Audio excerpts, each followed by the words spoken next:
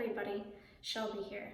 How many times in recent history have we seen a news article about the latest and greatest security breach where our credentials are now being used and accessed by people who aren't us?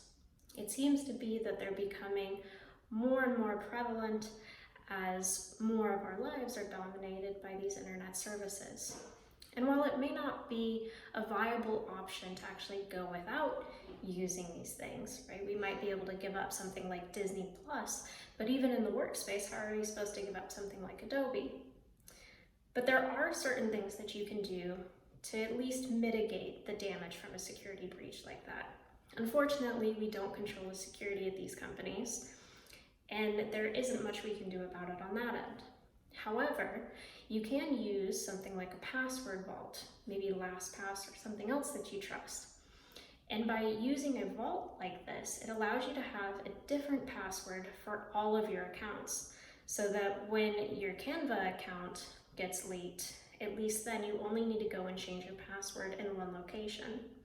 There's also the added benefit of you can have a very strong and complex password because you don't have to remember it.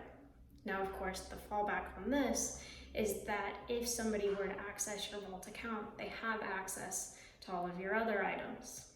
So how do you get around that? Well, one, the password on that account needs to be extremely secure and something that you remember. Don't write it down and don't store it somewhere else.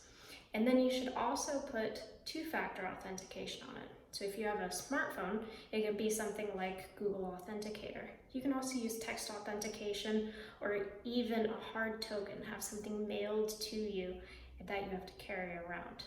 But by adding this multi-factor authentication, even if somebody gets your credentials, so your username and password, when they go to log in, they won't be able to bypass multi-factor authentication without having that token too.